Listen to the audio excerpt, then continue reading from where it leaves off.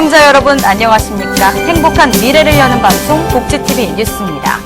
내년도 최저임금 협상이 의결 기한을 넘기면서 타결의 실마리를 찾지 못하고 있습니다. 경영계가 최저임금위원회에 전원 불참하면서 내년도 최저임금 결정 시한을 넘긴 건데요. 정유림 기자입니다.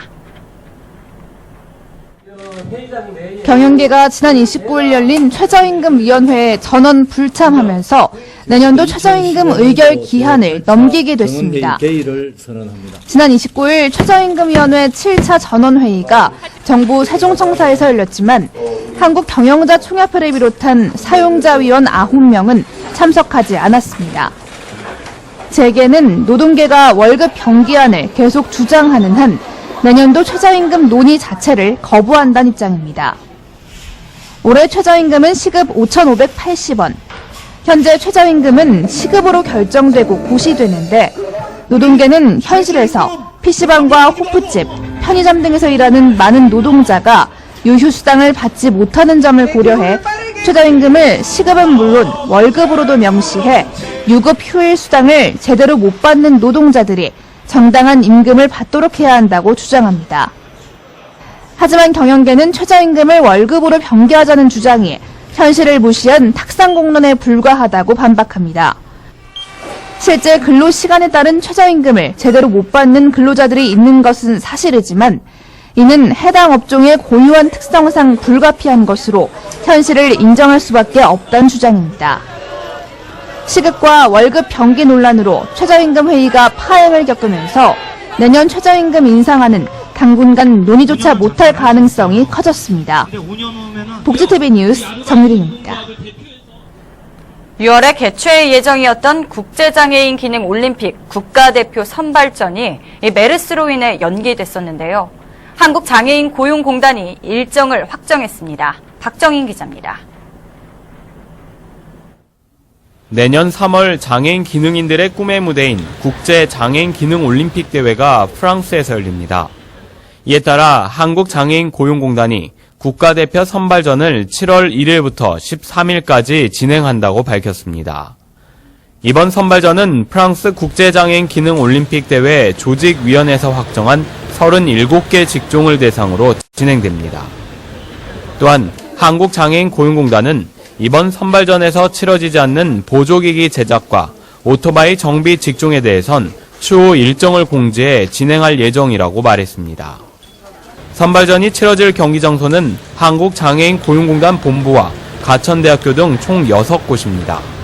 한편 국제장애인 기능 올림픽 대회는 지난 1981년 유엔에서 정한 세계 장애인의 해를 기념해 장애인의 기능 향상과 고용 촉진 등에 대한 인식 개선을 목적으로 4년마다 개최되고 있습니다. 복지TV 뉴스 박정인입니다. 한국농아인협회가 한국수어 언어법 제정을 촉구하는 기자회견을 열었습니다.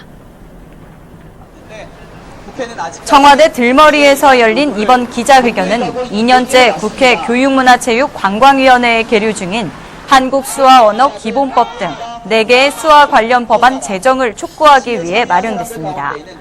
이날 한국농아인협회는 대통령의 수어 관련 법률 제정에 대한 공약 이행을 촉구한 한편 한국수어 언어법 제정 요구서와 서명에 참여한 10,000명의 명단을 전달했습니다. 오는 9월부터 교통약자인 장애인은 하이패스 감면 단말기를 보다 저렴한 가격에 구입할 수 있습니다. 국토교통부는 교통약자인 장애인을 위해 하이패스 감면 단말기의 공급 가격을 인하할 계획이라고 밝혔습니다.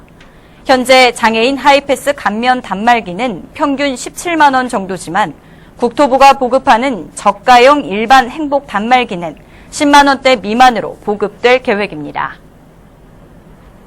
올 하반기부터 육아기 근로시간 단축 지원금이 인상되고 육아휴직 대체인력 지원금은 조기에 지급됩니다. 고용노동부는 일가정 양립을 위해 근로자의 육아 관련 지원 제도를 하반기부터 개선한다고 밝혔습니다. 주요 내용으로는 근로자가 육아휴직 대신 육아기 근로시간 단축을 희망하면 사업주에게 제공하는 육아기 근로시간 단축 지원금이 중소기업의 경우 20만 원에서 30만 원으로 대기업은 10만 원에서 20만 원으로 인상됩니다. 이 밖에도 육아휴직 급여 지급 방식과 육아휴직 대체 인력 지원 제도 등도 바뀌게 됩니다.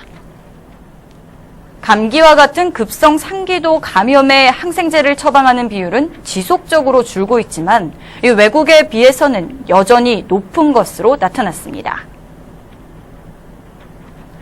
건강보험심사평가원의 2014년 하반기 약제급여 적정성 평가에 따르면 급성 상기도 감염의 항생제 처방률은 2002년 73.6%에서 2014년 42.8%로 크게 낮아진 것으로 나타났습니다. 하지만 우리나라 항생제 사용량은 28.4 DDD로 경제협력개발기구 평균인 20.3 DDD에 비해 약 1.4배 높다고 말했습니다.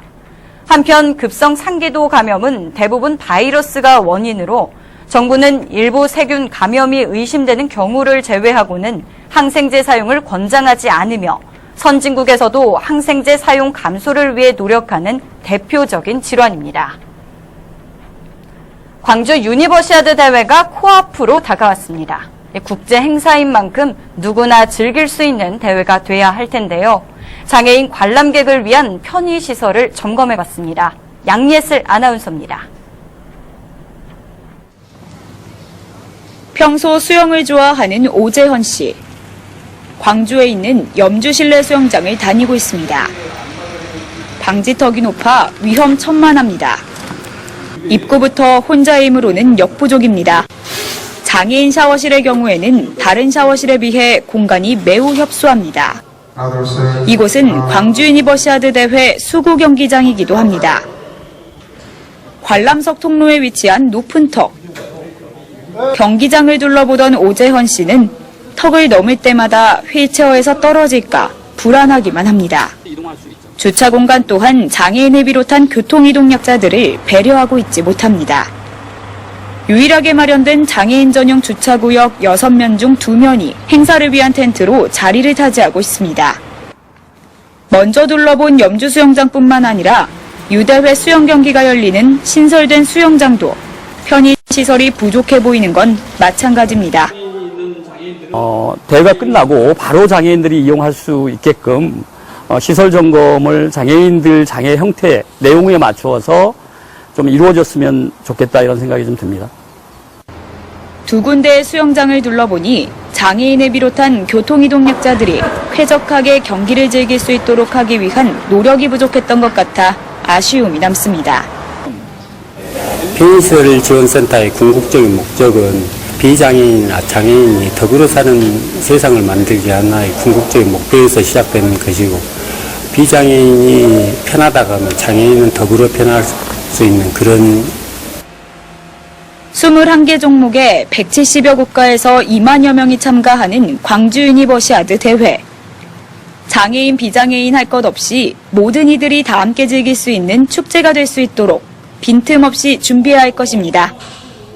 국제 행사를 앞둔 만큼 장애인 편의시설 확충을 위한 세심한 노력이 필요하다는 지적입니다. 광주에서 복지TV 뉴스 양예슬 아나운서였습니다.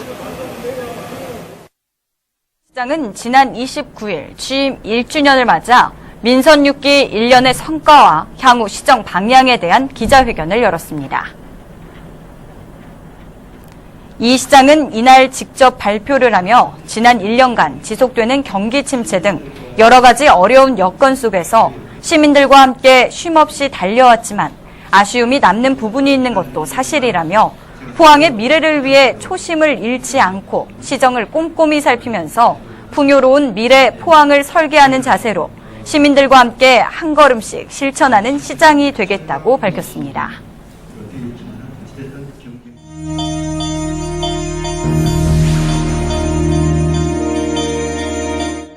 이어서 간추린 뉴스를 전해드립니다.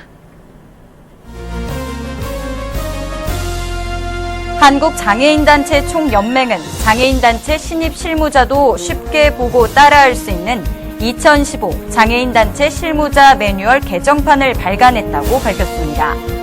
이번에 발간된 매뉴얼은 각 분야 전문가의 감수를 통해 1, 2권으로 개편됐으며 매뉴얼은 한국장총 네이버 카페를 통해 보급합니다.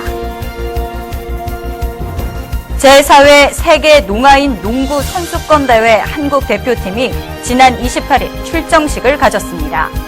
4년마다 개최되는 세계 농아인 농구 대회는 오는 7월 4일부터 12일까지 대만 타오위안에서 열리며 총 19개국이 참가합니다. 우리나라는 남자부만 출전하며 이스라엘과 터키, 베네수엘라와 함께 D조에 속했습니다. 서울 서초구가 장애인 이동에 불편을 주는 보도시설물을 일제 조사한다고 밝혔습니다. 조사 대상은 관내 32개 도로 168km이며 7월부터 9월까지 3개월 동안 장애인 등 교통약자들의 보행을 방해하는 보도의 점자블록 위치 부적정 및 미설치, 턱 낮춤 부적정 등을 함께 점검해 시정하도록 할 예정입니다. 지난 26일 전국 노점상 총연합 용인지역 연합회 회원 100여 명이 관내 어려운 이웃들에게 써달라며 6개월간 모은 사랑의 저금통 96개를 이웃돕기 성금으로 기탁했습니다. 전달받은 성금은 경기사회복지 공동모금회를 통해 용인 관내 저소득 주민과 사회복지시설에 배분될 예정입니다.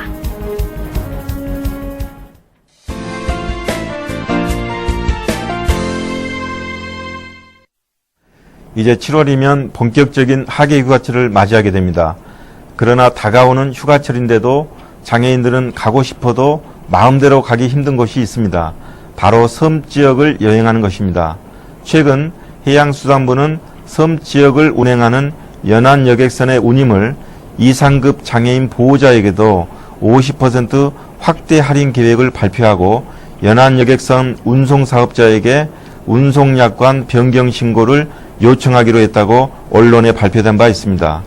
정부는 1990년대 중반부터 여객 운송 사업자를 통한 장애인의 경제적 부담 경감과 편의 제공을 위해 지하철, 철도 등 지하교통과 육상교통 그리고 여객 항공기 등 항공교통에 대해 요금 할인과 세제 지원 등의 시책을 추진해 왔습니다. 그러나 섬 지역을 운행하는 해상교통수단의 경우 그동안 장애 본인과 1급 보호자에게만 요금을 할인한 바 있어 이번 해양수산부의 운임 시책 확대 발표는 섬 지역을 여행하고자 했던 장애인들에게 반가운 일이 아닐 수 없습니다. 그런데도 몇 가지 아쉬운 점이 있습니다. 연안여객선이 접안하는 항만시설이 중증 장애인들에게는 매우 위험하고 선박 내의 객실과 화장실 등이 여전히 이용하기가 불편하다는 점입니다. 이제라도 부두 항만시설, 대합시설 및 여객 이용시설, 선박 내의 객실과 화장실 등의 편의 제공을 위한 적극적인 검토가 필요합니다. 장애인의 선박 승하차 시 안전요원 배치도 시급합니다. 그러므로 정부는 장애인들이 자유롭고 편리하게 섬 지역을 여행할 수 있도록 관련 법 제도를 검토 정비해야 하며 또한 장애인 관광단체의 의견을 적극 수렴하여 해상교통 정책 수립 시 적극 반영하기를 기대합니다. 이야기가 있는 시간 오늘의 영상 함께 보시죠. And you know, clap your hands. If you're happy and you know, clap your hands. If you're happy and you know. SNS에서 화제가 되고 있는 동영상인데요. And you know, 엄마가 노래를 부르자 아기가 정확한 리듬에 맞춰 박수를 칩니다. If you're happy and you know. 아기를 만나러 간 엄마와 아빠는 아기의 모습에 기쁨을 감출 수 없었겠죠? 엄마와 아기의 환상의 호흡이 이 영상을 보는 동안 흐뭇한 미소를 짓게 하는데요. 아이의 작은 몸짓이 큰 행복을 가져오듯 이 행복한 미래는 우리 사회의 작은 변화들로부터 시작되리라 생각됩니다. 복지TV 뉴스를 마칩니다. 시청해주신 여러분 고맙습니다.